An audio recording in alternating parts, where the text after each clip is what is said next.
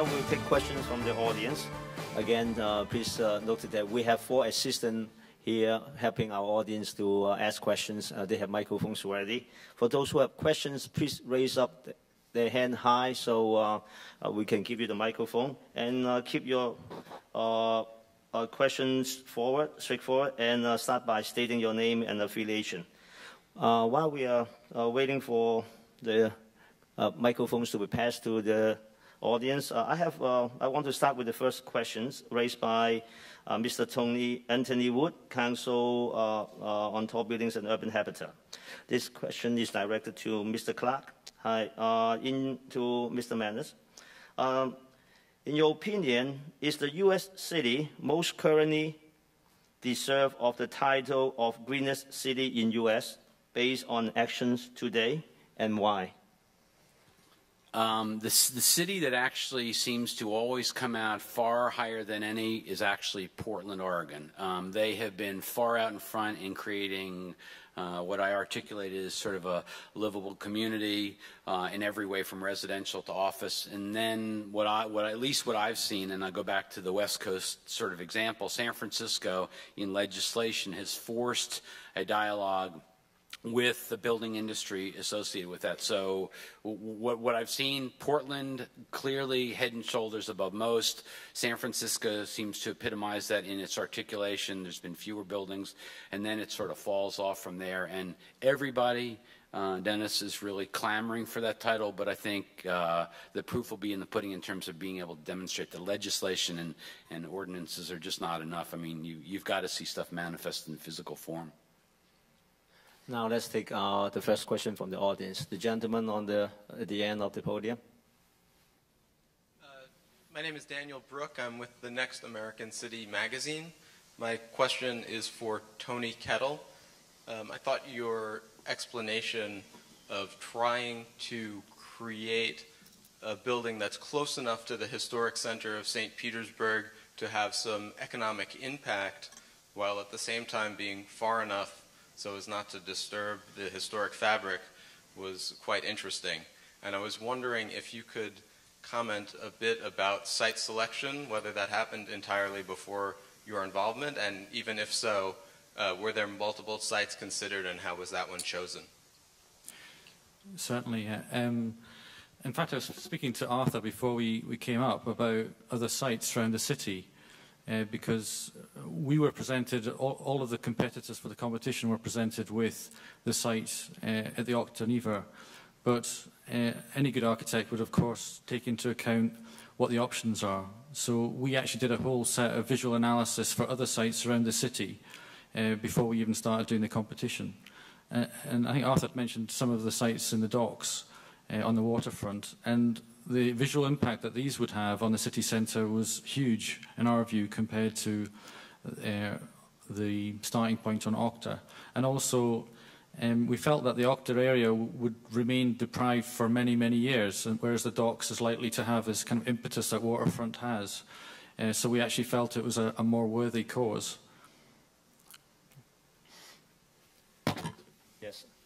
This is a very stimulating conversation you gentlemen have put to us. I, by profession, I'm a structural engineer. But for the last 15 years, I've also sat as a member of the New York City Planning Commission. So I see things from, let's say, at least 2 hats.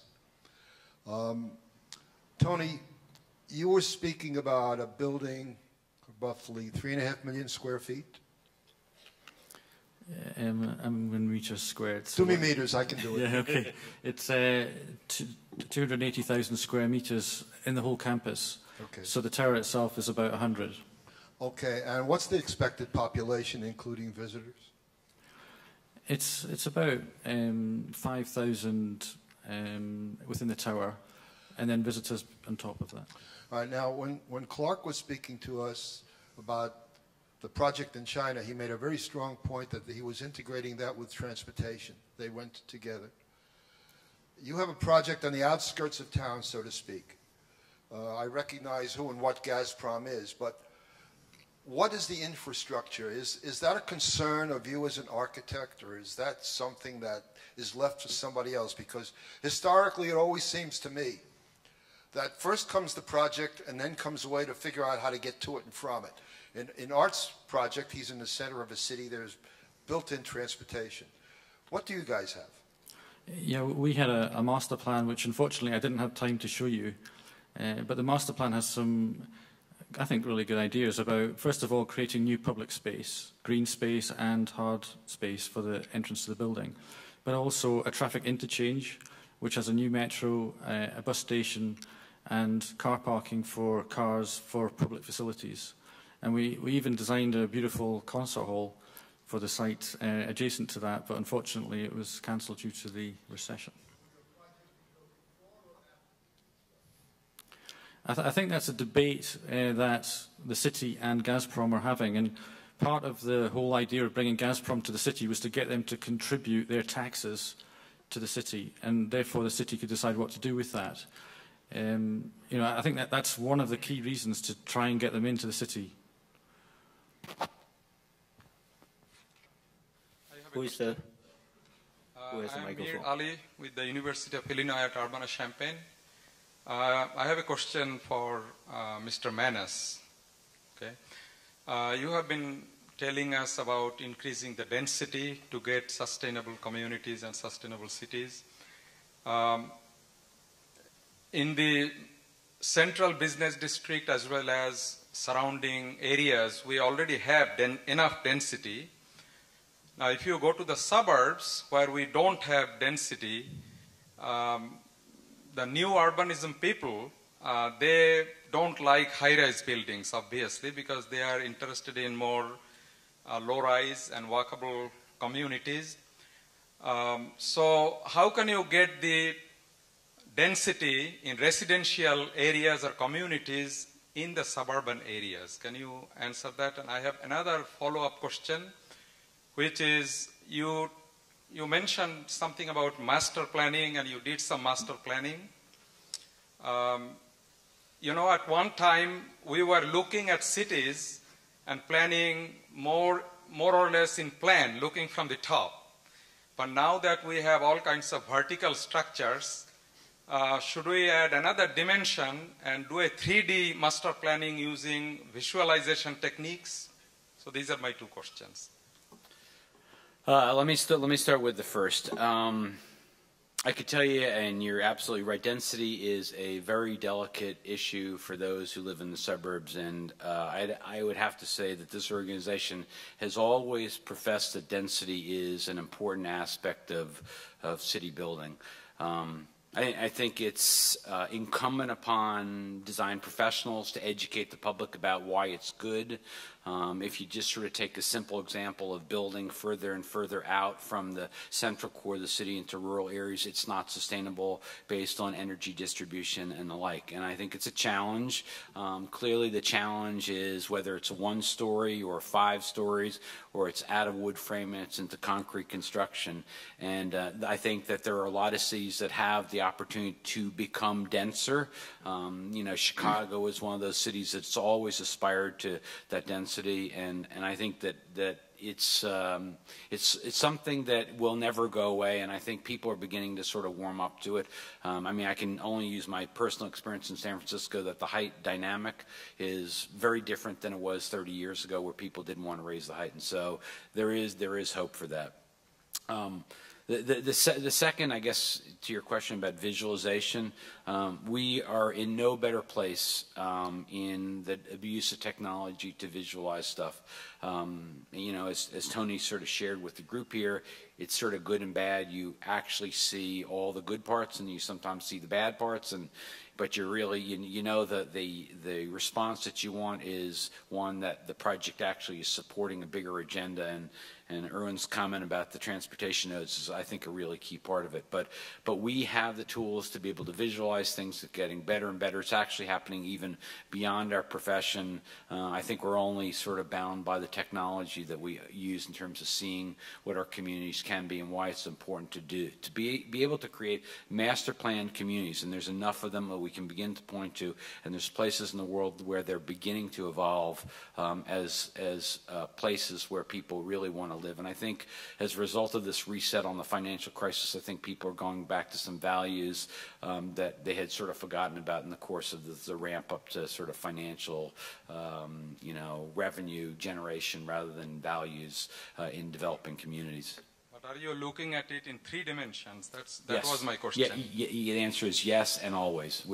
Our firm has always done that. I know many firms do, and you cannot look at it in 2-dimensionally as a flat thing. That's a traditional planner's perspective, which is a 2-dimensional object. Communities are built in 3-dimensional, what street characters like, and what views are from different vantage points, as Tony showed in his project. I mean, that's a key part of the tools that we have to be able to convince people, whether it's policymakers or the public, about what that is. Thank you. Now I would like to have the audience raise the last question before I have another question from Ctbuh. So one more question from the audience, please.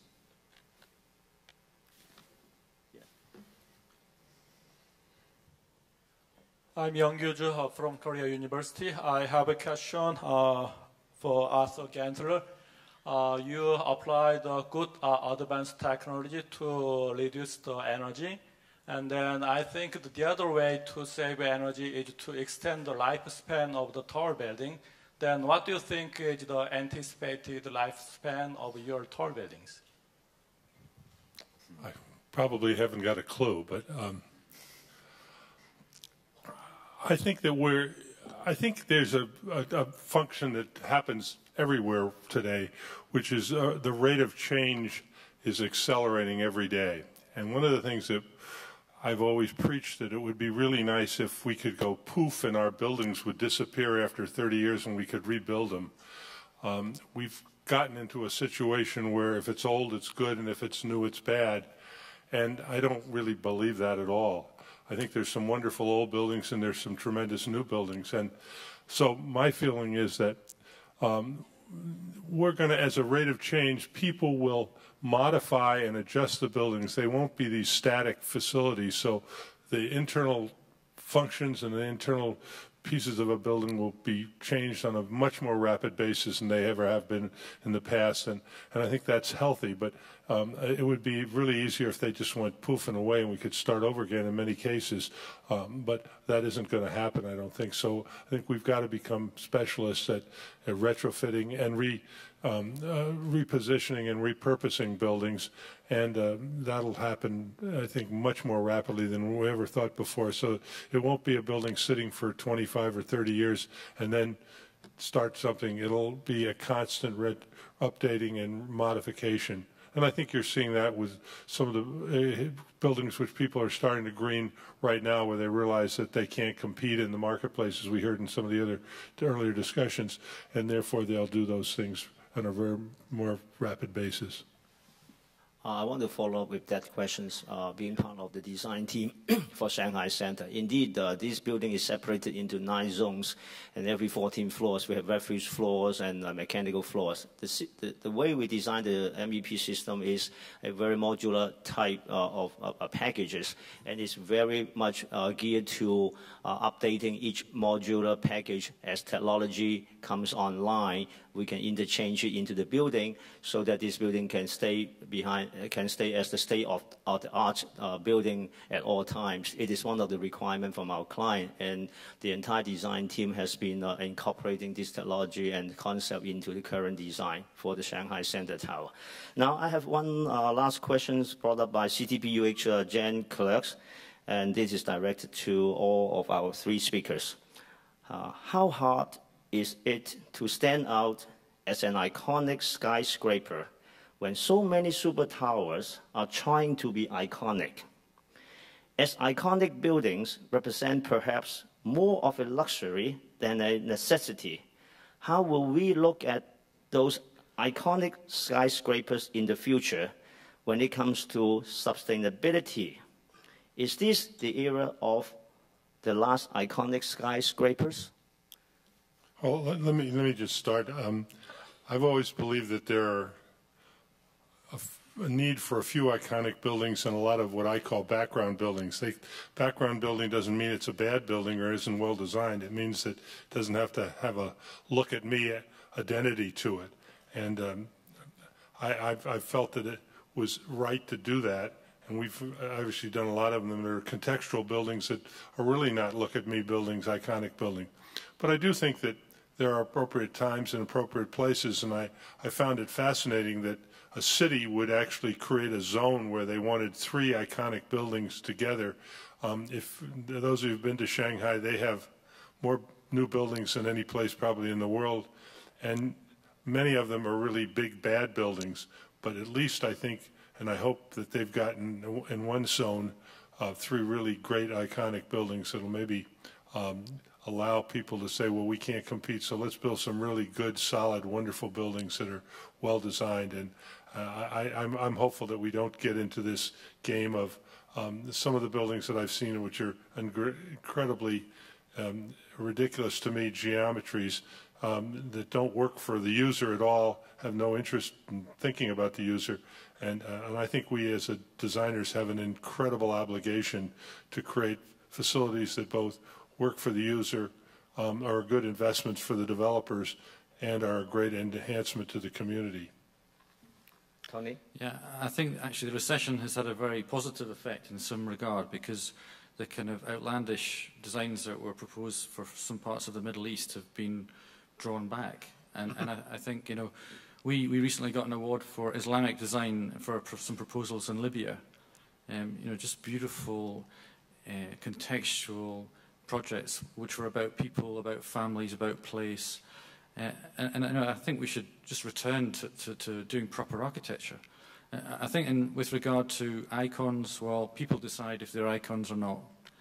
And I think once every 100 years you're allowed one, in St. Petersburg anyway, hopefully. But really, again, I agree with Arthur, you know, the ordinary versus the special. Without the ordinary, then the special isn't special, so there's no point. Clark? I guess my thought is I hope the word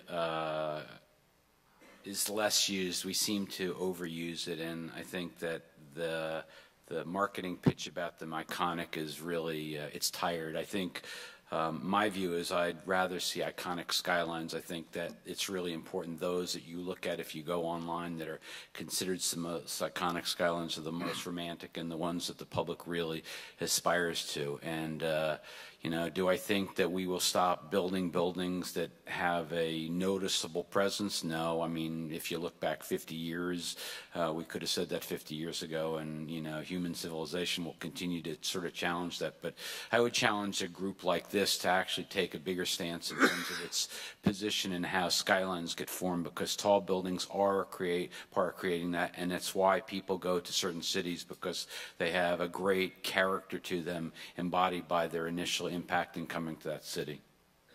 Dennis? Okay, now it's 3:22. We are running a little bit late. We have to draw this session to a close now. Please join me in thanking our speakers as we award them with a small token of appreciation. And following that, we will have a coffee break sponsored by Hyundai Engineering, and we will come back for the next session at 3:45.